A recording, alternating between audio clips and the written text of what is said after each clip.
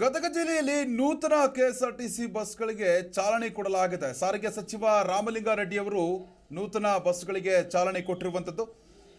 ಹಸಿರು ನಿಶಾನೆಯನ್ನು ತೋರಿಸುವ ಮುಖಾಂತರ ಬಸ್ಗಳಿಗೆ ಚಾಲನೆಯನ್ನು ಕೊಟ್ಟಿದ್ದಾರೆ. ಸಚಿವರಿಗೆ ಎಚ್.ಕೆ. ಪಾಟೀಲ್ ಮತ್ತು ಡಿ.ಆರ್. ಪಾಟೀಲ್ ಸಾಥ್ ಕೊಟ್ಟಿದ್ದಾರೆ.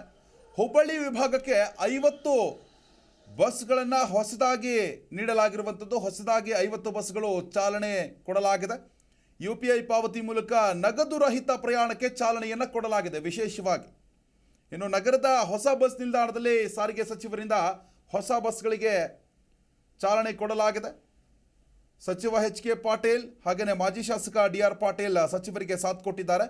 ಅಪಘಾತ ರಹಿತ ಸೇವೆಯನ್ನು ಸಲ್ಲಿಸಿದ ಚಾಲಕರಿಗೆ ಬೆಳ್ಳಿ ಪದಕವನ್ನು ಕೂಡ ವಿತರಣೆ ಮಾಡಲಾಗಿದೆ.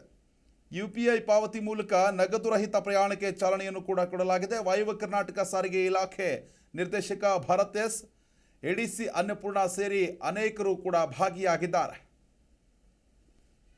ಡಿಜಿಟಲ್ ಪೇಮೆಂಟ್ ಅಂದರೆ ಹಣ ಕರೆನ್ಸಿ ನೋಟನ್ನು ತಗೊಂಡು ಹೋಗಿಲ್ಲ ಬಸ್ಗೆ, ಡಿಜಿಟಲ್ ಪೇಮೆಂಟಲ್ಲೇ ಹೋಗ್ಬೋದು.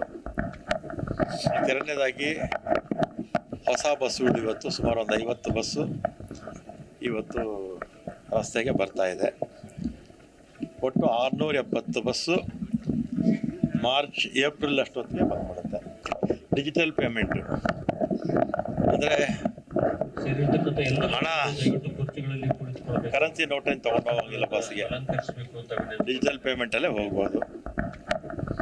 ಎರಡನೇದಾಗಿ ಹೊಸ ಬಸ್ಸುಗಳು ಇವತ್ತು ಸುಮಾರು ಒಂದು 50 ಬಸ್ಸು ಇವತ್ತು ರಸ್ತೆಗೆ ಬರ್ತಾ ಇದೆ.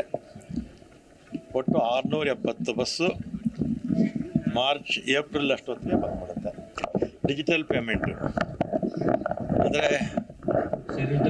ಹಣ ಕರೆನ್ಸಿ ನೋಟನ್ನು ತಗೊಂಡು ಹೋಗಿಲ್ಲ ಬಸ್ಗೆ, ಡಿಜಿಟಲ್ ಪೇಮೆಂಟಲ್ಲೇ ಹೋಗ್ಬೋದು.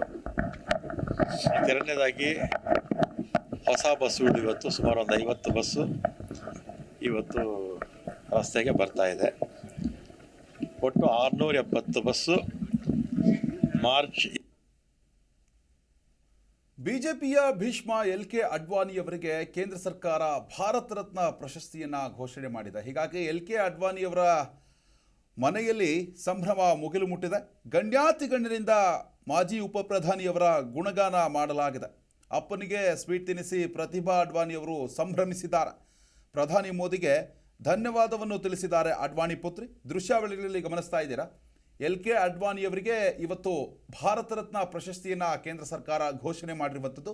ಹೀಗಾಗಿ ಅಡ್ವಾಣಿಯವರ ಮನೆಯಲ್ಲಿ ಸಂಭ್ರಮ ಮುಗಿಲು ಮುಟ್ಟಿದೆ. ತಂದೆಗೆ ಸಿಹಿಯನ್ನು ತಿನ್ನಿಸಿ ಪ್ರತಿಭಾ ಅಡ್ವಾಣಿಯವರು ಸಂಭ್ರಮಿಸಿದ್ದಾರೆ. ಪ್ರಧಾನಿ ನರೇಂದ್ರ ಮೋದಿಯವರಿಗೆ ಅಡ್ವಾಣಿ ಪುತ್ರಿ ಧನ್ಯವಾದವನ್ನು ತಿಳಿಸಿದ್ದಾರೆ.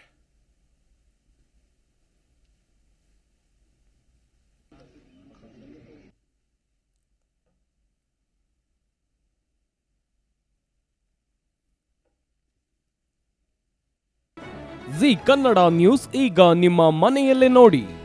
ಎಲ್ಲ ಕೇಬಲ್ಗಳಲ್ಲಿ ಈಗ ಲಭ್ಯ.